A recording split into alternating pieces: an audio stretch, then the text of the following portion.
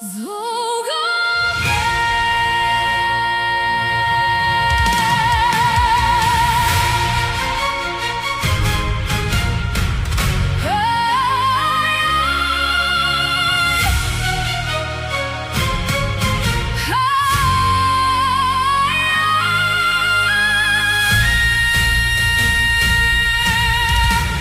级人设装的稳手，你攒着 F1 赛车证，特技摩托可手两轻手，吹牛从来脸不红。别问我下一站去哪演，随时随地改相机，只要能哄得观众开心，到哪都是老乡亲。北京2000多万父老，快点来走个面，只要各位肯买张票儿，咱们就有缘。大伙赶紧过来帮我好好捧个场，新片票房太惨淡，全靠人情来托底。走个没料到翻车翻得太彻底，全网恶评到处在蔓延，赶紧发个声明，写满之前当中脊梁滴泪装可怜，哪怕跟巨人蛇拳他成随着，下次走穴照样认老家。吹牛是我永远的美丽神话，咱们接着来走个面，表里不一只有我谁能看穿我满嘴跑的假大空话？票房娱乐就比2000万人来走面，强行道德绑架，还催着大伙掏钱包，咱们来走个面，谁能看穿我满嘴跑的假大空话？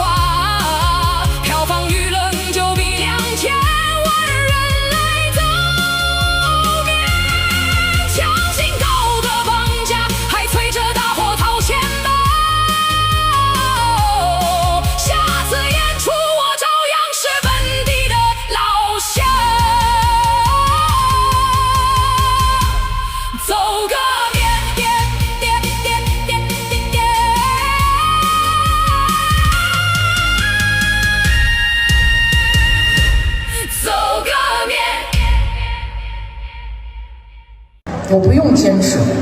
我喜欢做公益，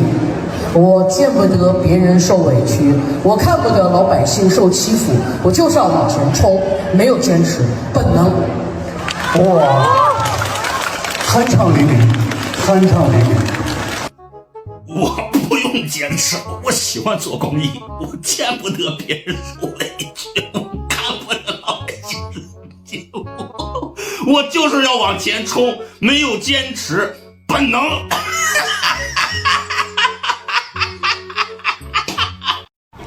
千万个普通人从牙齿缝里面省吃俭用的给韩红基金会月捐过，包括我。人家拿着那些钱去做慈善，成了人人称赞的慈善家。比如说给医院捐救护车呀，我嫂子上个月生病了，这个救护车还蛮贵，还蛮贵，那需要你去捐吗？啊，我真的是服了我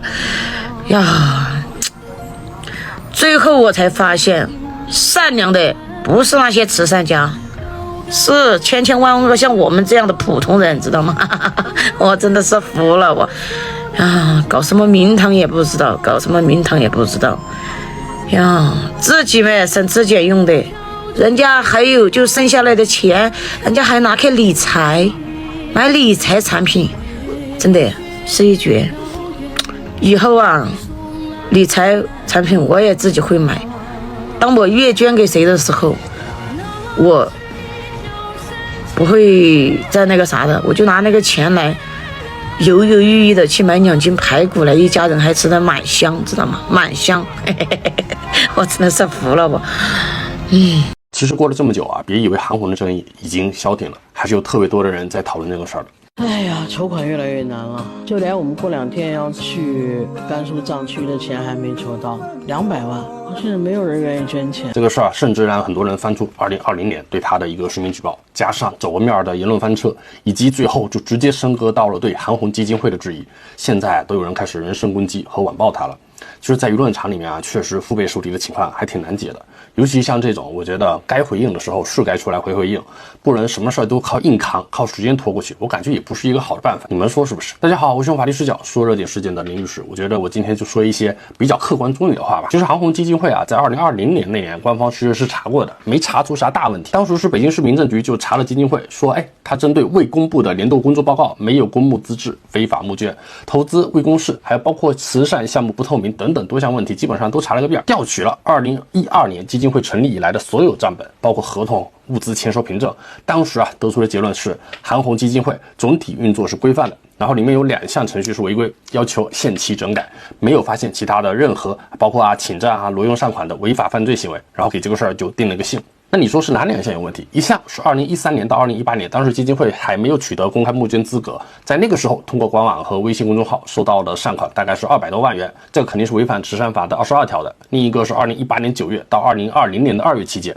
当时基金会有25笔银行理财类的投资没有按规定及时公开，这是信息披露义务。慈善法从77条到79条其实都有明确的要求，这些内容其实没什么争议。另外还有一些内容也没什么争议，就是看起来你都觉得有点假的。比如说韩红基金会从来没有公布过年度工作报告，这个东西其实在韩红基金会上官网是可以查的，确实都是公开的，你现在登录就可以查。再比如说韩红基金会有很多什么相机、电脑的支出，金额特别高，这些东西吧，其实要看怎么看。比如说他们这些东西确实是有需求，你全国义诊救灾的全过程，你要有影像留存，你要有捐赠系统，你要搞大数据的后台运维，还要有一些公益物料宣传片，甚至年报的图文设计等等，它都是要钱的。这些属于一个基金会正常运作要花的钱，所以其实花没什么问题。这种东西在他之前没有公募资格之前大量电子设备其实是韩红个人自己掏腰包去买的，他肯定是为这个事儿掏过钱的。然后取得公募资质以后，就要走采购嘛，就要记录基金会的行政办公、宣传运营的成本，然后纳入年度的管理费用里面去核算。这个核算的金额大概是1年也不超过10%吧，目前应该是一个正常的尺度。其实你听我说这么多，会觉得我是不是在为韩红开脱？其实不是。我说实话说，像基金会年度审计报告，它虽然会公布很多项目的总支出，包括大类的支出占比，但是部分物资采购的具体供应商、单价还有单笔的合同明细，它没有完全公开，它是一个很泛的公开，这也意味着很难直接去核验价格的公允性。那说白了，它透明度还是不够。另外，有人说基金会和管理人员在关联企业上有合作的行为，存在利益输送。但这个东西实话说，目前是一个质疑阶段。从慈善法第14条来看确实明确禁止利用关联关系损害慈善组织利益、隐瞒不报的非公允交易，但是它实际上没有完全禁止关联合作。那合法的关联合作要满足3个条件，一个是要经理事会表决通过，一个是关联方回避表决，然后是公开信息向社会公开，价格呢不能偏离市场的公允价。那虽然这么说，但韩红基金会肯定是对潜在关联关系的主动披露，在程度上是有点问题的。你这个东西你自己要讲清楚嘛。如果没有满足公众的咨询权，那公众质疑你就很正常。而基金会的账目它确实也有净资产结余特别高的问题，这也是事实。说什么他捐款不落地，其实确实有一些没有落地的，这还拿去做理财了嘛。慈善法第61条是有个要求的他说具有公开募捐资格的基金会开展慈善活动的年度支出不得低于上一年总收入的70%，或者前3年收入平均数额的70%。那基金会能不能达标，我觉得很难说，你韩红拿出来公示一下嘛，给大家说清楚，这不挺好的吗？所以我觉得根据民法典的1025条，你说公共利益去实施这种舆论监督，很多人去搞这个质疑没有任何问题，就是你可以基于公开事实去客观评价他的这个慈善组织，即使我觉得我观点是负面的，有一些偏差，只要我不是去恶意侮辱或者是捏造事实，那就不构成名誉侵权。而公益机构它本身代表的是一种公共利益，它负有比普通民事主体更高的容忍义务，所以公众对善款流向有争议，你正常去质疑它是一种合法权利，只要不是故意去捏造虚假事实，你主观上没有强的这种恶意去故意去做贬损，其实都没啥毛病。但是你刻意去造谣，那肯定就是不太对了。所以啊，我真的觉得感兴趣的大家真的可以去搜集一些韩红基金会的真的问题的证据，把这个东西晒出来啊，该查查，该抓抓，我觉得也挺好的。另外一方面啊，我觉得韩红基金会那边也应该是做一些回应的，你不能躲起来冷处理嘛。你有些东西该公开的你要公开，有些至于你该说清楚的你要说清楚。我觉得老躲着也不是一个很好的应对方法，只能让大家对韩红基金会失去很大的信心。实际上，我对慈善行业一直抱有很强的怀疑。比如说我捐款一般是点对点的，比如说单位有结对子，让我直接结了给这个人，我一个年可能给他几千块钱，我帮助他去支持他的学杂费，我觉得这笔钱是真金白银到他手里的。当然，可能这个慈善组织还能去看看他后面这笔钱到底花在哪儿，我没有办法一点点看到，但是确实我会感知这个钱至少没有流到一个中间商手里。为什么对慈善行业没信任？就是因为它出现了太多的问题，它反而更需要严格的公众监督。但是啊，你去搞恶搞、搞 P 图、搞侮辱攻击这种，感觉还是要适可而止。我觉得大家多搞点证据起来，然后真的把该送的人送进去，这才是正事儿。记得点击关注哦。走个面儿，一句话引发的连锁反应让韩红陷入舆论漩涡，她的道歉未能平息众怒，网友们提出的10大灵魂拷问直指问题核心。2026年，走个面儿成了最火的网络热词。事情源于冯小刚新电影《抓特务》首映礼，作为音乐总监的韩红上台时，用京腔说了句"大家受累"，帮电影走个面儿，冲一波首播票房。这本是朋友间的捧场话，却因短视频传播迅速出圈，演变成全网热议的话题。走个面儿也成了调侃的口头禅。舆论发酵多日后，韩红公开道歉，但这份道歉显得轻飘飘，网友并不买账。大家的注意力从电影转向了韩红本人和她的慈善基金会。网友们深挖细节，发现韩红日常佩戴高端蜜蜡手串、百万名表、大金链等高奢配饰，再结合基金会多年的运作情况，整理出10大质疑。第一，韩红爱心慈善基金会是否与医疗器械公司有关联？上下游合作及资金往来是否透明？这是网友最关心的核心问题。第二，基金会为何常年只向崩利医院、急救中心捐赠救护车？3甲医院和急救中心本有国家标准化配置，不缺救护车，且基金会只帮扶机构，不帮困难个人，这是否偏离公益初心？第三，既然不帮扶普通个人，为何长期开通普通人月捐通道？数万打工人的捐款流向哪里？资金闭环不清晰。第四，韩红每次公益援助都有大批媒体跟随，全程高调摆拍，拍摄设备专业，是真心做公益还是作秀？第五，基金会成立20年，从未公开捐赠人名单，也未致谢捐赠群体，信息不透明。第六，基金会人员编制庞大，年度薪酬支出超2000万，个别高管年薪超60万。高额人力开支是否合理？薪资明细为何不公开？此外，网友还提到基金会多次赴内蒙古援助，当地气候宜居，发病率低。网友称不缺救护车和医疗物资，发放的一次性医疗包闲置过期，援助是否有实际价值？第七，基金会财务报表极简，大额支出采购明细缺失，账目模糊。第八，办公用品采购溢价严重，普通办公用高端电脑是否存在利益输送？第九，韩红作为发起人，能否公开个人历年捐款流水？公众人物应公示自身捐赠情况。第十，